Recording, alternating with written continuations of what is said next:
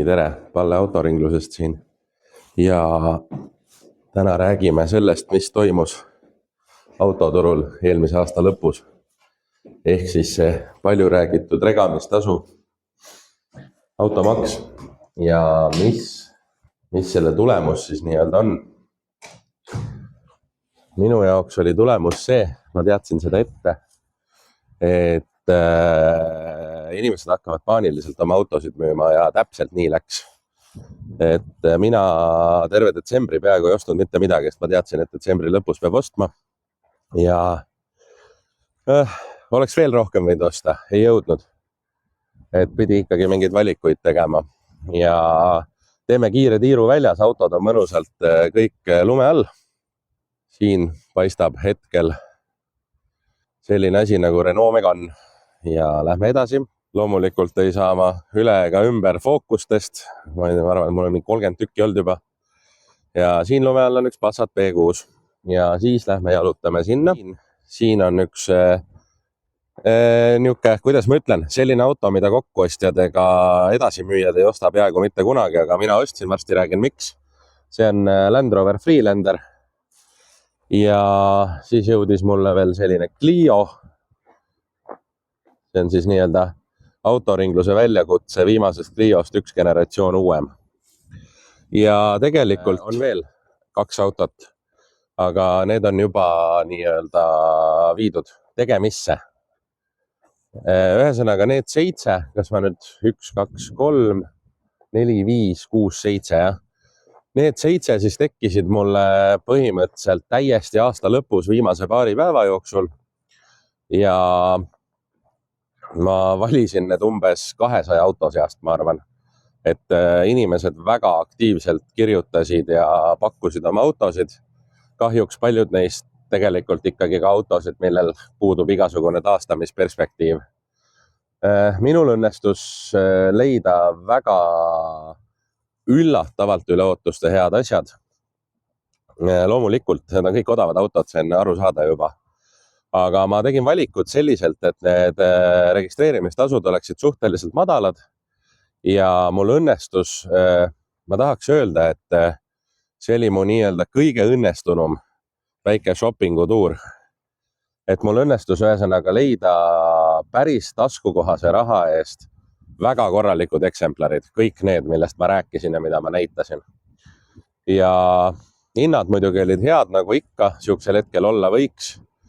Autod, kõik vajavad mingil määral tööd, selles vanuses autod on alati vajavad mingil määral tegemist. Ma liiga palju neid ei näita, aga ma ei tea, midagi võiks ju näidata. No, ma ei tea, lähme vaatame seda Passatit näiteks natukene. No, ainus põhimõtteliselt kole koht kerel on praegu kaameras ja ta ei ole puhas hetkel, aga ma olin täitsa šokis, et kuidas ta ei roosteta. Loomulikult mingid mullid on, ta on Volkswagen Passat, sellega ma sõites tulin, see on väga lumine ja mega korralik B6, mulle ei meeldi B6-d üldiselt, ma ei saa neid tavaliselt osta, sellepärast, et nad vajavad liiga palju tööd, et ma saaks neid müüa nii, nagu ma tahaksin. Aga selle eksemplariga joppas korralikult, see oli ühe tüdruku auto, hooratas ja sidur vahetatud just, normaalse varustusega, kurvituled, istmesoendused ja nii edasi ja siis ma otsustasin, et seda on mul kindlasti vaja. Ja siin ei ole üldse palju teha. Juba lähipäevil ma arvan, et see on saadaval. Aga see selleks. Ja fookus on ka, näitame seda ka siis kiirelt. Et miks ma üldse siukest asja praegusel hetkel ostsin? Mulle meeldivad fookused, need on praktiliselt lihtsad autod, ideaalsed esimesed autod.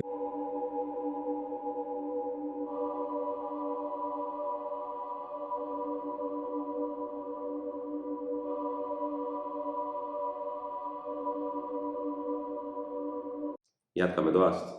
Ühesõnaga kokkuvõte, et meeletult palju pakuti autosid ja nende hulgas oli päris arvestatav protsent korralikke autosid ja autode pakkujate hulgas oli inimesi, kes tõesti müüvad oma autot võib-olla üks kord 10 aasta jooksul ja üks kord 13 aasta jooksul, et ma üritasin siis nii-öelda need autod välja sõeluda ja võtsin maksimumi, mis ma selle paari päevaga võtta jõudsin, sest loomulikult see kõige kiirem oli ikkagi 29, 30, 31, et inimesed ikkagi kipuvad ärkama viimasel hetkel.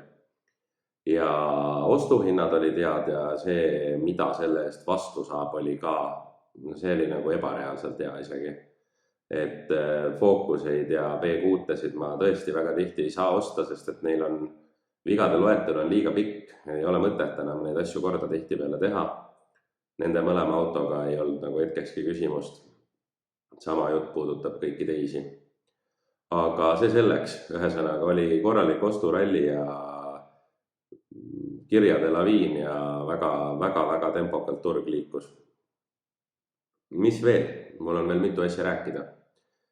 Esiteks alustan siis autoringluse väljakutse uudistest. Et hetkel ühesõnaga veel uut video küll ei ole, aga hea uudis on see, et vanad autod nii-öelda esimese 2 osa autod on kõik müüdud, et Clio on ka müüdud. See kirsipunane Clio sai siis müüdud hinnaga 1250 eurot koos koju toimetamisega.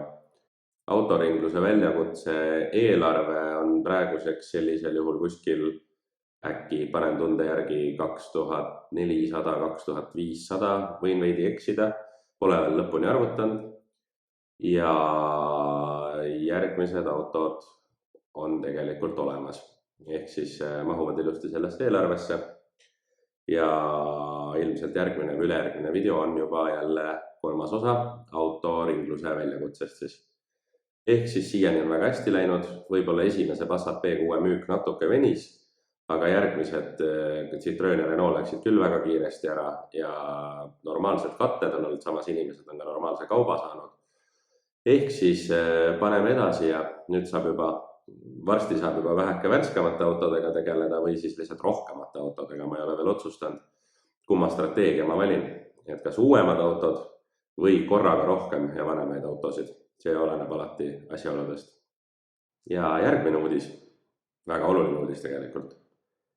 Alates 1. jaanuarist autoringluse autodel on kõigil registreerimistasu 0 eurot. See on mul ette planeeritud, see oli mul varem valmis mõeldud ja nii on. Et erand on komisjonimüügi autodel sellisel juhul, kui omanik ei ole sellega nõustunud näiteks või ei soovi seda. Aga neid on alati pigem vähem ja autoringluse enda autosid on ikkagi rohkem ja kuulutustes on see info näha. Ehk siis kõik autoringluse autod, nii praegu kui ka edaspidi tulevikus, on 0 eurose registreerimistasuga ja kus juures ei lisandu ka omaniku vahetust enam, sellepärast et see sisaldub registreerimistasu sees ja tegelikult siis mina müüjana maksan selle. Hetkel ei lisandu omaniku vahetus. Tulevikus, kui registreerimistasu on juba makstud, siis tuleb tagasi see omaniku vahetuse riigilõiv. Aga hetkel müügis olevatest autodest on peaaegu kõigil siis registreerimistasuta ja omaniku vahetustasuta. On ainult üks auto, mille pealt ma olen praeguseks juba registreerimistasu nii-öelda ära maksnud riigile. On see Passat B6, sellel on siis see 55 eurone omaniku vahetuse tasu. Ehk siis, kui keegi ei leidnud endale vana-aastases autot või kellegi sõber, tuttav, poeg, tütar, ema, isa, naine, mees otsib endale soodsama kategooria heas korras autot, siis autoringlusest saab, registreerimistasu ei ole, ei pea muretsema selle pärast, et jäid hiljaks ja nüüd peab ostul maksma meeletu summa riigile. Ja autoringluse viimased autod on peaaegu kõik valitud ka selliselt, et registreerimistasu oleks väike ja oleme vältinud pigem selliseid 1000 eurose registreerimistasuga autosid üldse. Et nii lihtne see ongi. Ühesõnaga, meilt saab 0 eurose registreerimistasuga. Ja lähme edasi. Lisaks sellele registreerimistasule, mis on siis 0, on autoringluse müügipoolel veel üks uudis nii-öelda, üks asi muutunud. Alates 1. jaanuarist oleme koostanud nii-öelda ostjatele sellise soodustuste paketi, et kui sa ostad autoringlusest auto, siis laienevad sulle üsna mitmed ja üsna suured soodustused meie koostööpartnerite juures. Toon mõned näited ka, taaskord see info on kuulutuste all nii autodiileris kui Auto24. Näiteks Randsar Service remont ja hooldus -20% kõigile autoringluse poolt ostetud. Tähendab kõigile autoringluse klientidele, kes on ostnud autoringlusest ja kusjuures ka neile, kes on seda varem teinud. Et loomulikult see ei ole nii, et sa, kui varem oled ostnud, siis ei saa. Edasi, Rahvaauto, esimene õlivahetus tasuta. See eeldab seda, et ei tulda oma varuosadega. Edasi, Intercars. Nendega on meil hulgikliendi leping ja varuosad kuskil 20-30% tulevad soodsamad ja loomulikult seal on hinnasoodustus sõltub brändist ja see kehtib B-varuosadele. Erimel, seal müüakse akusid, rehve, autokeemiat, autotarvikuid, õlifiltreid ja seal oli viimati, kui ma õigesti mäletan, oli natuke üle 30%, oli hulgisoodustus, ma olen siis pannud selle välja 30% nii-öelda. Kõigile neile asjadele, mis ma just ette lugesin. Ja siis on meil veel selline koostööpartner nagu Refipunkt loomulikult. Ja Refipunktil ja Erimelil selles mõttes on ikkagi vägagi erinevused sees. Refipunktist saad sa näiteks ka sportrehve, et kui sa võistled, seal on igasuguseid slikke ja semislikke, seal on talveks jääradade jaoks on Michelin X-Size, saab sealt osta Bridgestone'i, lisaks saab sealt osta väga paljusid erinevaid kvaliteetbrände ja loomulikult on kodabrändid olemas. Erimelil on ka valik laienenud, aga nende need oma brändid on ikkagi sellised soodsa brändid, millel on siis kõige atraktiivsemad hinnad ja kõige arvestatavamad soodustused. Erimelis sama asi, et see soodustus kehtib ikkagi mitte garanteeritult absoluutselt kõigele, vaid teatud rehvibrändidele. Ja see peaks katma ära tegelikult ühe autoomaniku igasugused vajadused. Nende soodustuste kasutamiseks on vaja meiega kontakteeruda. Esialgu on süsteem selline, et saadad meili või helistad, ütled, olen klient see ja see, selle auto ostja või see on mu auto ja siis annad teada, mida sul on tarvis ja me suuname. Sellepärast, et muidu vastasel juhul võib see minna nii-öelda jutumärkides käest ära, et hakatakse lettides igal pool meie ettevõtte alt ostma ja see võib mingisuguseid eksitusi tekitada, et hetkel niimoodi saab, nagu ma ütlesin, et tuleb kontakteeruda ikkagi. Seda enam, et Interis me peame tellimuse ise tegema ja seda ei saagi niimoodi meie arvele keegi iseseisvalt teha.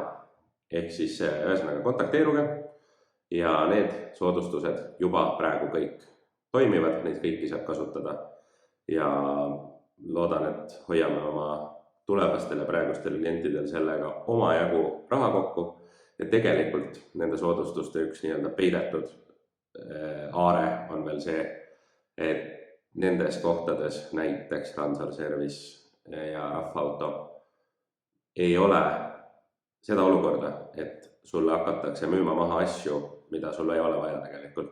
Et kahjuks remonditöökodades seda juhtub, ma ei süüdista kedagi hetkel ja töökojad ongi erinevad. Mõni ongi põhjalikum, tahabki kõik asjad ära vahetada, kõik korda teha, aga kui su auto on 1500 eurot väärt näiteks, siis sa pead mingeid valikuid tegema, sest et sul on kõik osad auto küljes vanad põhimõtteliselt. Et sa ei saa lasta alati teha ära kõike, mida keegi kuskil arvab, et võiks teha.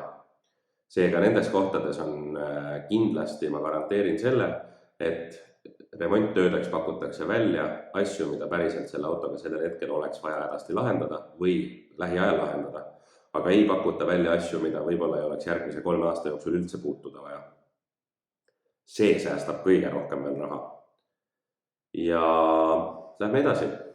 Ja viimane asi, millest ma räägin, et enne näitasin õues ühte Land Rover Freelanderit. Ja selle autoga on niimoodi, et ma esialgu ei pane teda üldse avalikult müüki, sellepärast, et mul on väga selge nägemus, kuhu see auto peaks minema ja kes selle auto peaks ära ostma. Ja ma proovin alustuseks lihtsalt videos sellest autost paar sõna rääkida ja vaadata, äkki keegi leiab selle kaudu selle auto. Ühesõnaga, ma ostsin 190 000 sõitnud automaatkastiga täiesti terve, komplektse, toimiva nelikveolise maasturi. Konks on ka taga. 2,5 V6 bensumootor, üpriski janune loomulikult, aga ta on terve, komplektne ja kusjuures päris hea kerega. Tal on kerel ainult üks väike koht, millega peaks natukene tegelema. Ühe karbi nurga nagu välimine külg on saanud väikse löögi kuskilt. Ja põhimõtteliselt on kõik. Ja tehniliselt ka ta on sõidukorras, ta ei lähe keema, ta kiirendab ilusti, pidurdab ilusti, istmesoojendused olid isegi sees ja nii edasi. Seal on mõned vead, näiteks ABS-i tuli põleb hetkel, aga see vahepeal kustub ära, vahepeal põleb ja detsembrikuus tehti tal aastane ülevaatus, tal on 12 kuud ülevaatust. Teoorias on talverehv ka all, need ei ole küll eriti head, aga nad on nõuetele vastavad ja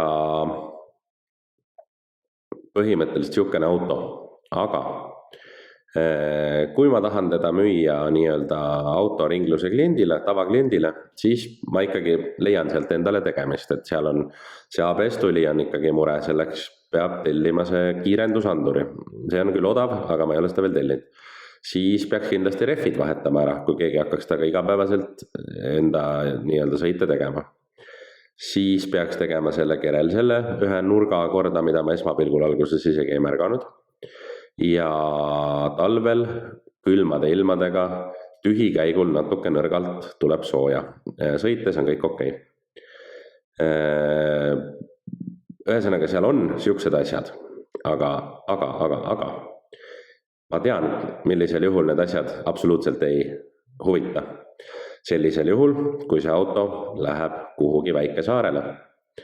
Tal on toimiv nelivedu, ta on suhteliselt ikkagi lihtsa ehitusega 2001 aasta auto. Ta on ideaalne valik Vormsi, Kihnu, Ruhnu, Prangli, mis iganes, miks mitte ka võib-olla kuhugi mujale, ma ei tea, Muhu, Hiiumaa, Saaremaa. Need pole küll nüüd enam otseselt väikesaared, mis ma lõpus ette lugesin, aga selliseks praktiliseks tööautoks nii-öelda kalamehele, jahimehele või siis lihtsalt kellelegi, kes liiklebki näiteks Kihnu, Ruhnu, Vormsi, Prangli, kus sul võib-olla teehooldust kohati kas ei ole või on ta teatud teedel ainult ja kuhu sa tahadki sellist nii-öelda odavat autot ja tahad, et ta sind seal saare peal ringi sõidutaks. Ma ei tea, siin on meil ka Piirissaar vist olemas ja samas võib ka natuke laiemalt vaadata, et see sama jutt võib kehtida ka mõnele, kellel on suur farm näiteks, et nii-öelda seal liigelda ja teha tööd. Miks ma selles võtmes räägin? Praegu täna võin ma selle auto maha müüa 950 euroga, sellisena nagu ta on. Selle raha eest on seal uskumatult palju autot ja minu poolest võib see auto jääda vormistamata, juhul kui ta läheb väikesaarele või metsa või kuhugi. Sellisel juhul ei pea keegi seda tasu ka maksma. See auto ei ole, ma ei nimeta seda autot autoringluse autoks, sellel autol ei ole 0 eurot regamistasu, sest et see auto on niivõrd odav, et ma olen nõus vastu tulema sellega, et seda autot ei pea vormistama või võib üldse arvelt maha võtta näiteks, ma ei usu, et Pranglil peab olema arvel auto. Ja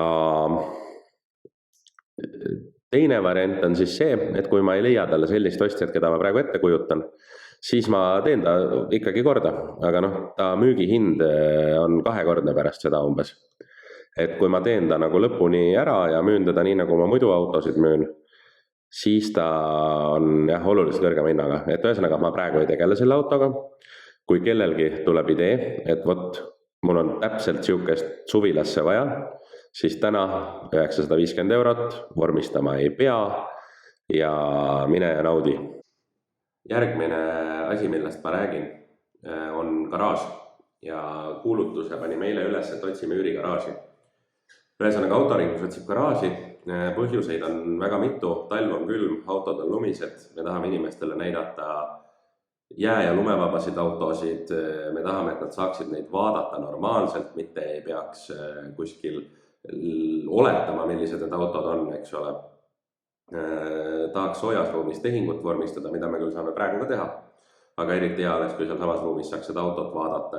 Ja ühesõnaga otsime garaaži, ma ütleks selline 40–100 ruutu, võib ka olla natuke vähem, natuke rohkem, kindlasti küttega või vähemalt võimalusega hakata kütma.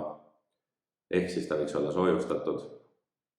WC kuskil, ei pea olema otseselt seal samas sees, aga lähedal võiks olla, kätepesu võimalus, vesi. Eriti hea, kui oleks trapp ja vesi garaažis sees, aga pole hulluga, kui seda ei ole. Kontoriruum võiks olla ka ideaalis, kas samas hoones näiteks või kui on soe küttega garaaž ja ta on uuem, viisakam, puhtam, siis tegelikult selle kontori me saame sinna sisse ka teha. Et see ei pea olema nagu ruum, aga vähemalt võiks sobida selleks, et saaks panna ka ühe sellise tavalise töölaua, mitte musta töölaua.